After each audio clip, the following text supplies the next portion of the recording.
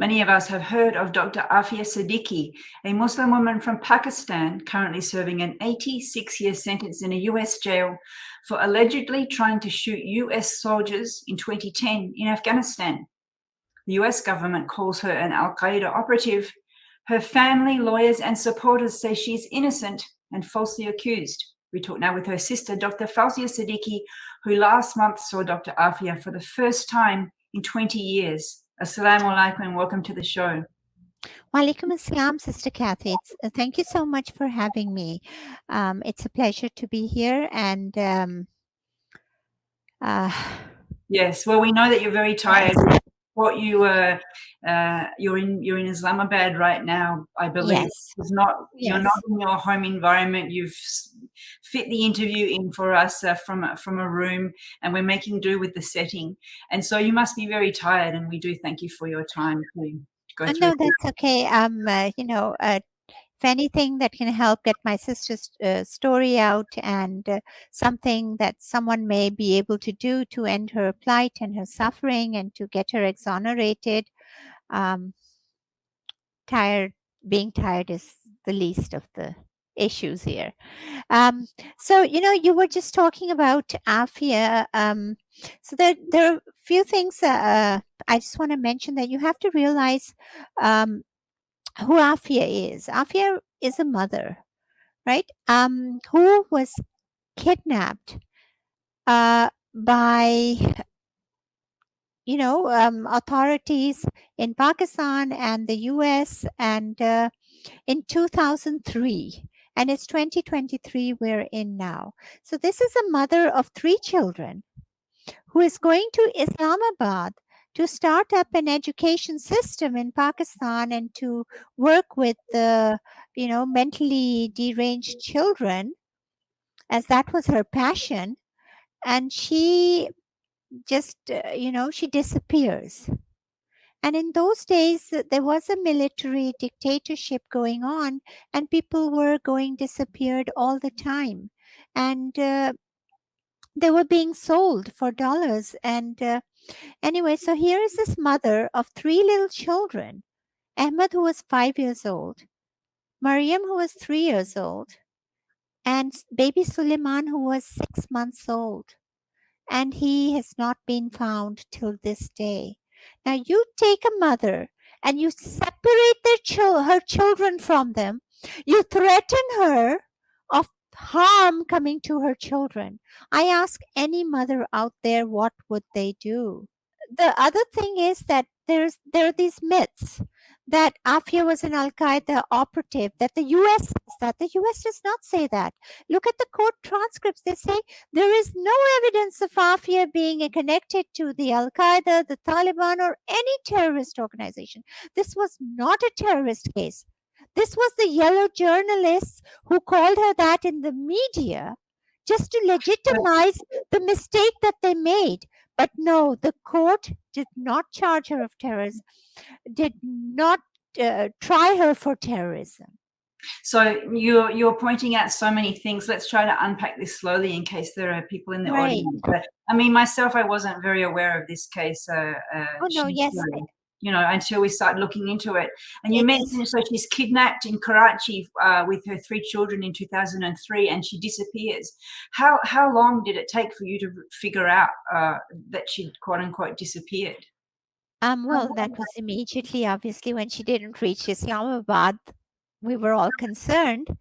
But 5 years later is when we then found out where she is, and she was in an American base in Afghanistan, but she was alone.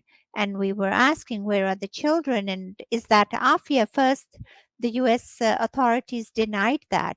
And then when a whole human rights campaign was started, that who is prisoner 650 in Bagram, and then they bring Aafia out, who has been shot, and they allege that 6 interrogators, US Marines, FBI agents had come to talk to Aafia, and she snatched one soldier's gun and opened fired And so then in return, they shot her, and she got her kidney, according to the medical records, was damaged, and her intestines were damaged, and one bullet went through the chest. But Afia is also a Hafiz the Quran, and it was the Quran in her heart or whatever, but it missed the heart, and she still survived, and she was still, even being shot at close range, she was still breathing. And when she was breathing, that's when she was taken from there back to Bagram, where we've seen some medical records. And our interior minister, Khurshid Kusuri, actually tweeted openly in public and said that this was his biggest mistake ever for handing over innocent Afia. I've seen So, an interview with your new lawyer, who we'll talk about later on in the show, who mentioned that at the time people were being taken off the streets in places like Karachi and sold for bounty money. Is that what you believe yes. happened to Afia?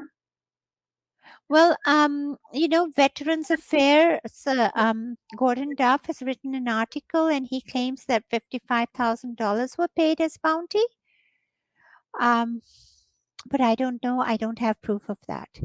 Okay, so let's try to circle back and just finish off the story.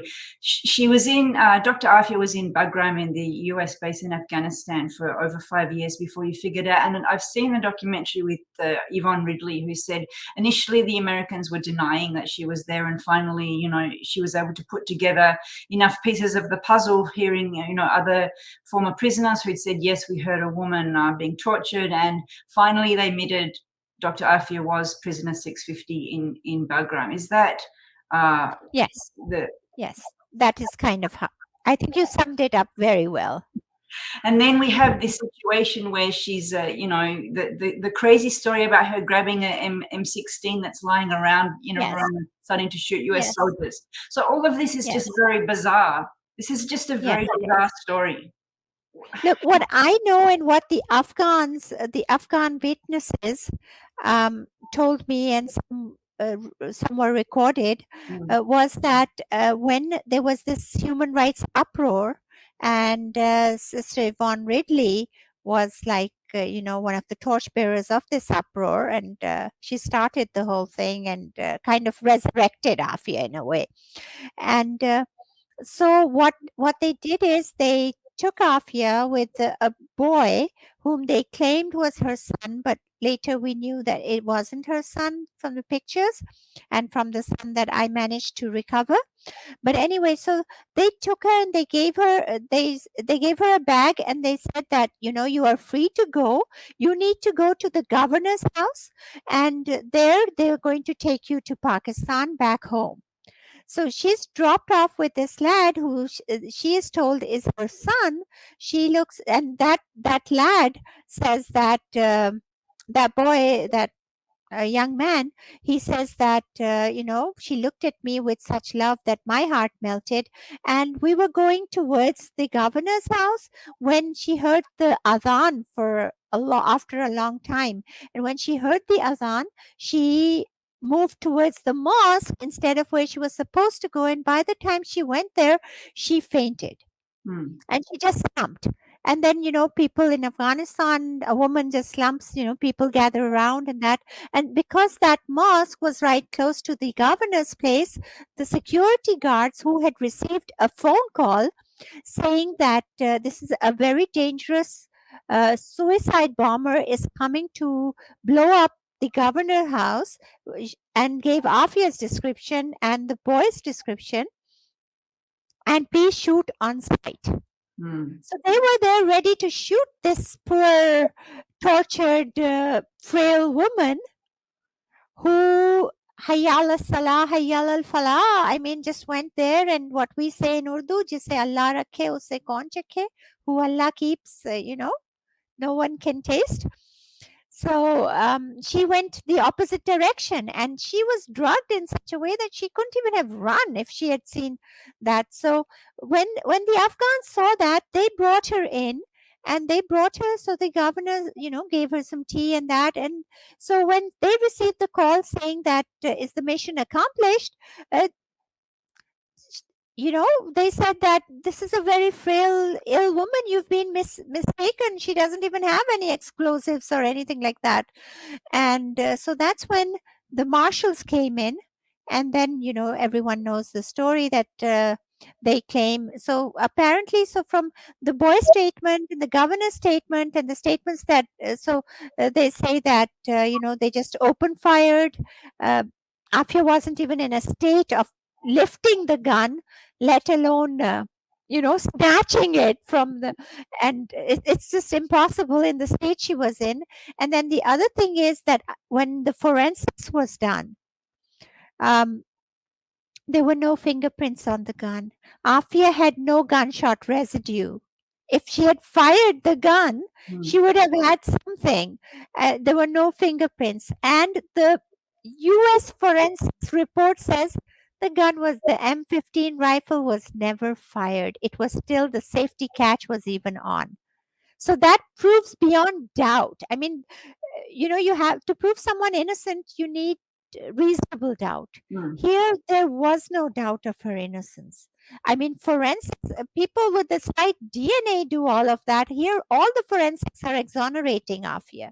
Yet, she, being a Pakistani citizen, is renditioned. She's a victim of rendition.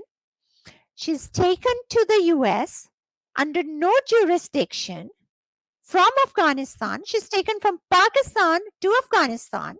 Her children have been taken away from her. She's been shot, and then she's taken there and she's being charged for a crime that never ever happened, with tons of witnesses who were shut up by some being given green cards, some being threatened, some being given monetary gains, bounties, and things like that. And there she ends up. The first judge in the US says that this is there's no jurisdiction. She's a Pakistani citizen. She needs to go back to Pakistan.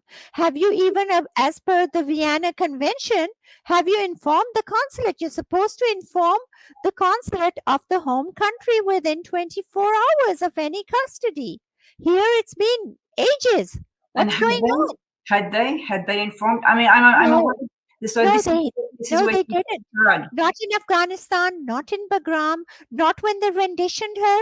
The week she was there, they operated on her without anyone's consent, without informing the family or anybody. And this is in 2010, and then she gets charged. And no, this is in 2008. 2008. Oh, I said that. And then later 5 years. 2003, 2008, 5 years. Right, and then 2008, they take her there. Then they keep her in this medical center. And then she's just traumatized. And she has no idea. I mean, she's been shot. She's that. And then they say that she's mentally unfit. And their own psychiatrist says she's suffering from severe PTSD, and she's mentally unfit to stand trial. The judge says, yes, she's mentally unfit to stand trial, but she's mentally fit. She's educated in that. She's good enough to just sit and watch the trial. But the trial is going to go on.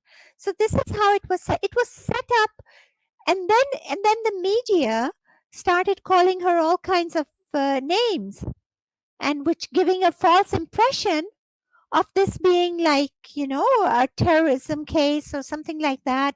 They're bringing in people to just sit in court, in wheelchairs, and veterans. And then the judge says that, it's either you convict her because someone shot Afia, right? And they should be accountable. They should be accountable. But they're the big shots there, so you can't hold them accountable for shooting her and almost killing her, so you reverse the charges. So we're going to take a short break, and we'll be back and talk about the legal situation with Dr. Aafia.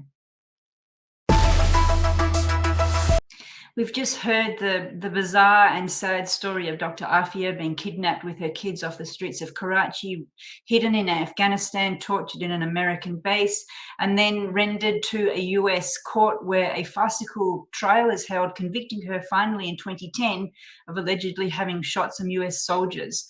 Can we focus now on how you as a family have tried to handle this legally? I'm aware that at the time of her arrest, the Prime Minister of Pakistan, Yusuf Raza Gilani, at the time, called her, quote, the daughter of the nation, and vowed to campaign for her release from jail. So that was a long time ago. It looks obviously he didn't succeed, but can you just talk to us a little bit about the journey legally that you've taken since then? Well, the way the trial was construed, it was a kangaroo trial. And there was really nothing, I think, that any lawyer or anyone could do when the judge was all set to convict her. And so after that, we tried to get appeals. Well, we were just saying we want lawyers of our choice. Can we pick a lawyer for our sister? But then, unfortunately, what happened, obviously, there were forces behind in both establishments on both sides who did not want Aafia because, I mean, this becomes now a more bigger Pandora's box. Because, there's this whole torture. There are these two US citizen children. They were born in the US. It's and there's this little baby. What happened to the baby? Where is the baby? Have you killed the baby? I mean, a 6-month-old. The boy's so now you don't know where the baby is, but tell us about the other two children. How did you manage to recover them? So in 2008, when the story became evident, and when Aafia was shot, so they said, this is Aafia, and we were like, where are the kids? Because she left with the kids. Where are the kids? And so then there was a whole movement. And so Prime Minister Yusuf Raza Gilani and Interior Minister Rahman Malik, their efforts brought 2 kids back, Ahmed and Maryam. And today Ahmed is, at that time, Ahmed was 5 years old. So now he's 25 years old. He's a medical doctor.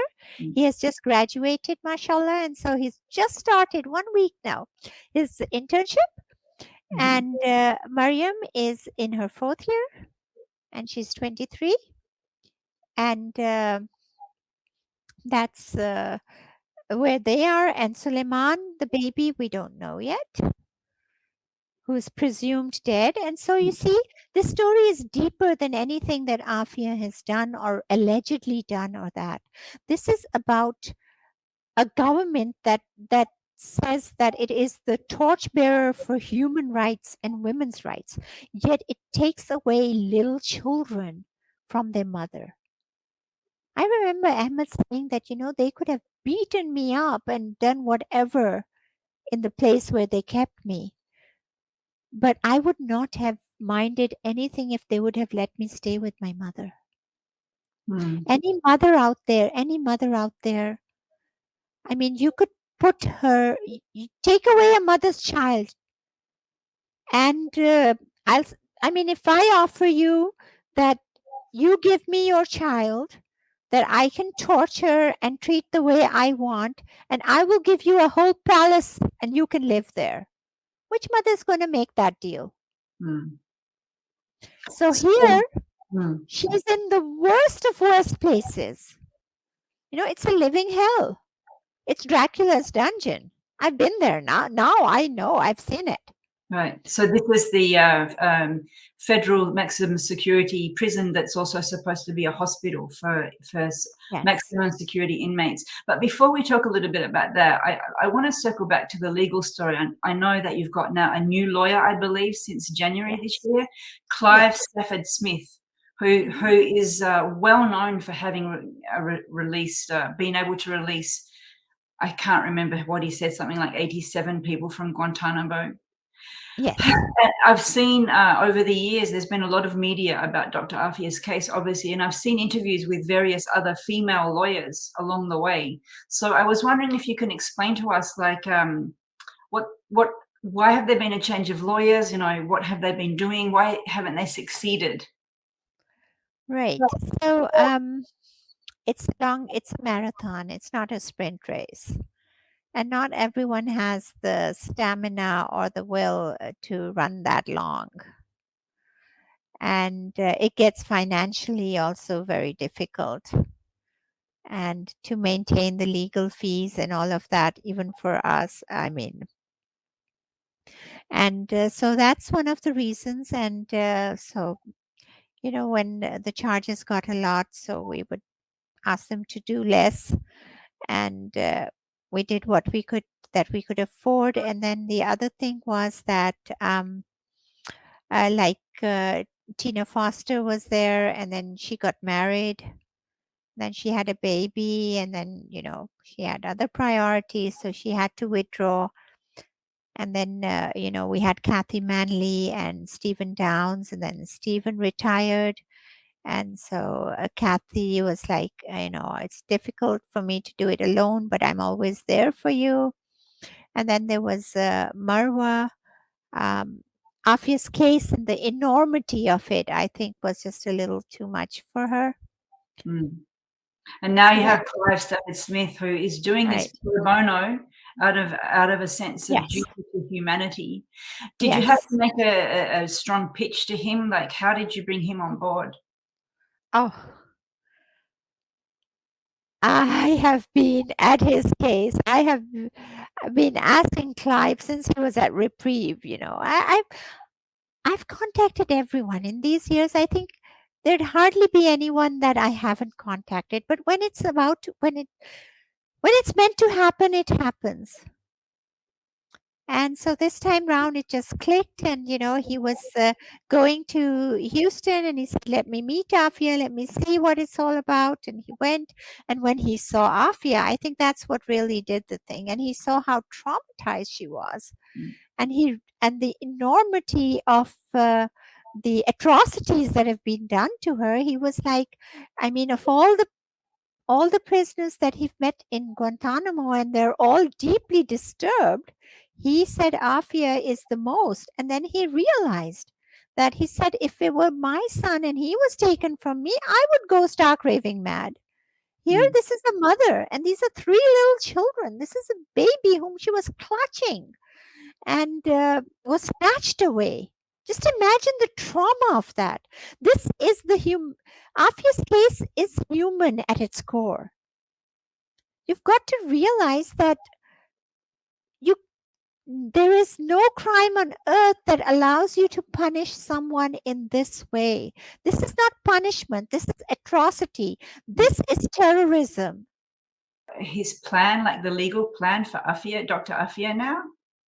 I think he would be the right person to do that because, with things as they're evolving, like, in the High Court today, just this morning, we had the hearing, and tomorrow we have another hearing. So I'm And staying over. you're in Islamabad, so can you just explain why you're appearing in Islamabad High Court and how that relates to Dr. Aafia in the US? Well, Afia is a Pakistani citizen, and it is the duty, and obviously everything started in Pakistan. She was kidnapped from here, and it is the duty of the Federation, to protect its citizens, wherever they may be. It's the Constitution of Pakistan, Article number 4 says that it is the duty of the Federation to protect the dignity, the honor, the person, and the property of every citizen wherever they may be. And then the Vienna Convention. So is consular that your access. case with the Islamabad High Court? Is that your case? She's Pakistani citizen. You have a duty to protect her, and why aren't you? Like, what's your Yes, that, and to bring her back. She was taken from here. You bring her back. You get her transferred. You make some amends. Right. And so that's the case, and it's been going on for years. And maybe this is a silly question, but one prime minister of Pakistan says she's the daughter of the nation. Then Imran Khan says, I will be the one to get Dr. Aafia released. And I don't know what the current prime minister of Pakistan, Shehbaz Sharif, is saying. But if it's a I just met him. I just met him last week. So what does he say? What's he saying? Well, okay. So every prime minister has called Aafia the daughter of the nation. Aafia is a election rallying point. And, so she's a slogan for everyone. No one gets votes if they don't talk of Aafia. She's the daughter of the nation, and the nation actually acknowledges her. But so why can't they bring her back? That's the thing. So it's a slogan, yet where is the will? The political will, and that's what this case is all about. And finally, the court even is like, it's been 7 years. Where is your will? I mean, the last time the court actually wrote in its order that, the court is beginning to feel like it's beating a dead horse. So there's some kind of international geopolitics going on behind here with Pakistan siding with China and the US not wanting to get involved or something, being more pro-India, or, is that how people are understanding this lackadaisical approach to bringing her back?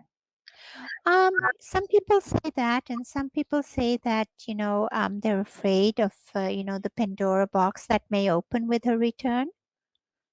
Or being that she was kidnapped from Karachi by a Pakistani who got a bounty.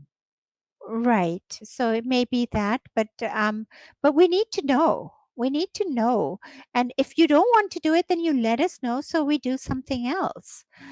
So that's we need to know, and that's what this case is all about. And that's what happened this morning, that we asked for some documents and some information, and they haven't been giving it to us. And the court ordered them that tomorrow we need to have them, even if it's in camera, even if just the judge gets to see them, and then he can decide what we can see and what. But we need to do something, and we can't just leave Aafia to die over there. The prison has made it very clear that they cannot keep Aafia safe. I mean, her face has been burnt. Her, she's got injuries all over. They can't even protect her from other inmates. They can't protect her from their own guards. So, Aafia is not safe there. You managed to see Dr. Aafia in prison after 20 years. Can you just briefly tell us what that was like? Well, there were rumors that Aafia is not alive anymore. So at least, there's the blessing that I can say I saw her myself and she is alive. So that clarifies that. But just think, you meet a family even after a year, a family member. What is it you want to do? You want to sit opposite them with a glass there and pick up a phone and say, hey, hello, how are you? Or you want to just, you don't have words. After 20 years, it's not the words that are there. You just want to embrace them. At least that's what I wanted to just hold her hand, just embrace her, just try and, absorb some of the pain that she's going through.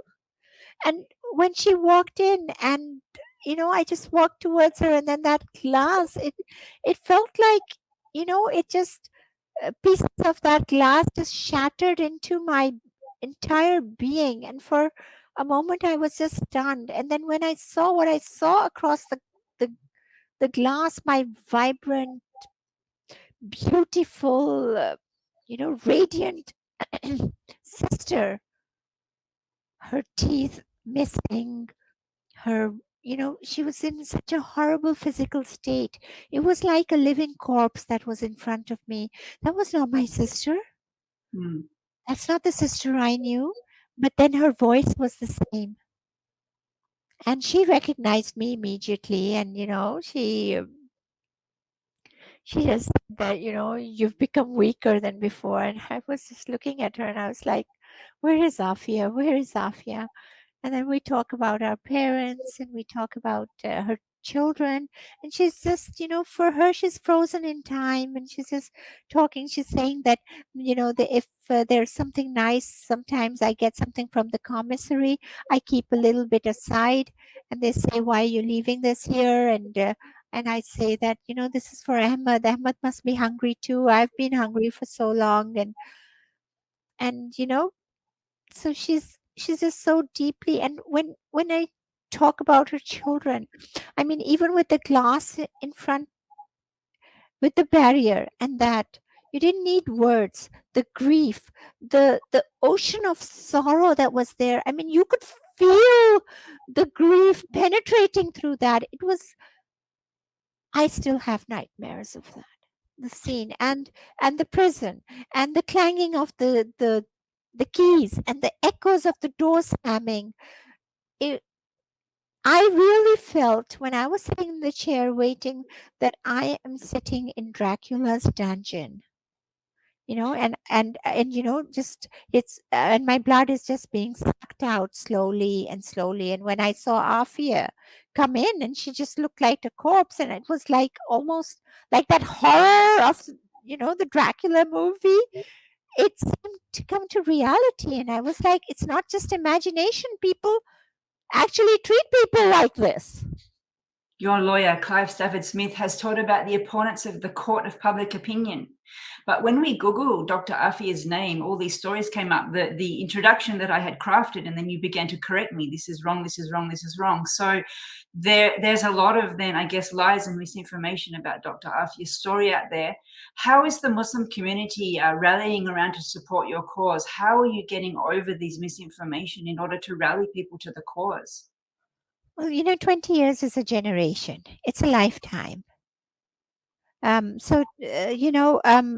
We started initially, the misconceptions were removed by 2013, and then a new generation came in.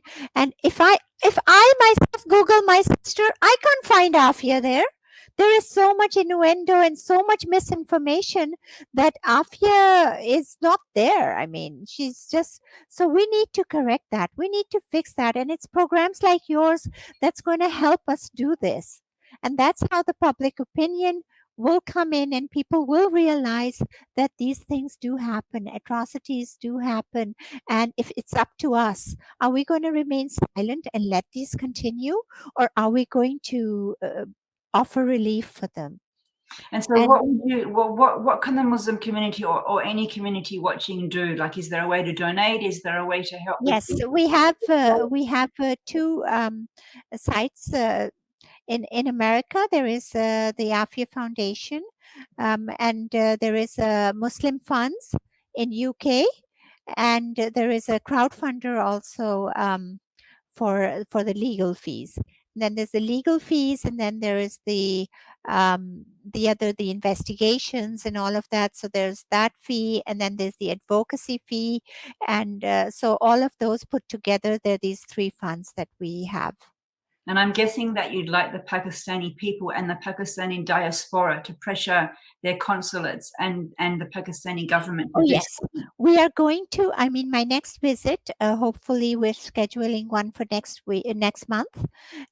So hopefully at that time, we're going to be engaging more of the Pakistani community and the Muslim community and humanity and the human rights organizations in general. Because, deep down, this is a human case.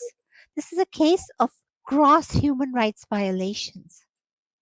Well, we thank you for your time. I know you're very busy. You've got to run to another meeting, but thank you so much for joining us. And we pray that Allah subhanahu wa ta'ala helps Dr. Aafia and helps you helping her. Thank you. Thank you so much. Thank you. Thank you for watching. If you like what we do, please share, like, and subscribe. Stay safe, and God bless.